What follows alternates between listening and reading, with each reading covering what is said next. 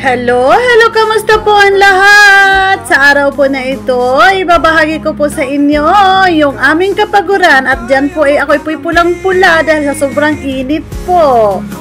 For today po ay papakita ko po sa inyo ang aming ginagawa na naman po ang dalawa ni Michelle sa aming paglilinis sa buong paligid. At itong oras po na ito ay hindi na po talaga totally na katirikan po ng araw because ang oras po na ito ay alas 5 na po talaga siya ng hapon. Pero sobrang init pa din po, talagang mararamdaman mo pa rin po talaga yung init. At ito naman pong isa na ito ay tawan-tawa po sa akin dahil sa ginawa ko po na stick na pinagpatungan ko po ng aking cellphone. At ito naman po kami ay nasa harapan na po kahit po ay sobrang init pa po talaga. So kami naman po ay ginagawa po namin dito para malibang po kami, maritis dito, maritis doon, gano'n. Kaya para naman po na hindi po namin maramdaman po talaga yung init. Yung pagod kaya po pero yung init po talaga nakakahingal.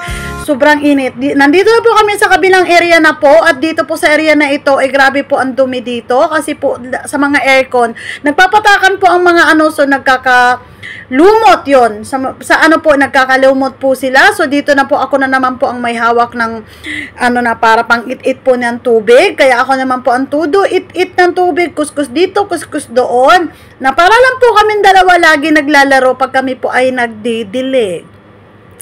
Samahan niyo po ako hanggang sa matapos po to ang video na ito dahil po ito po sobrang hirap po kami dito kasi sa sobrang init po. Ang aking damit po dyan ay sobrang basa na at ang aking mukha ay pulang-pula na. Sobrang init po, hindi na po siya totally sobrang katirika ng araw pero sobra po talaga kasi ang init dito sa Qatar, kaya para po kaming sinisiga habang po kami nagdidilig, kaya yung paligid po ay sumusobra po talaga ang dumi kasi tinatamad po talaga kami ng ng pagdidilig kasi sa init po. Ang problema po namin yung init, kaya minsan po pag hindi napapansin ni madam, hindi po talaga kami nagdidilig. Hindi naman po napansin ni madam yan kasi kusa po talaga kami naglinis kasi siyempre naaribadbara na po kami sa dumi.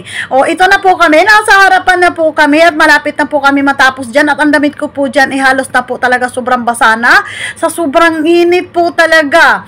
Okay guys, hanggang dito na lang po. Salamat sa panonood po ninyo sa aking video. Thank you for watching. God bless everyone.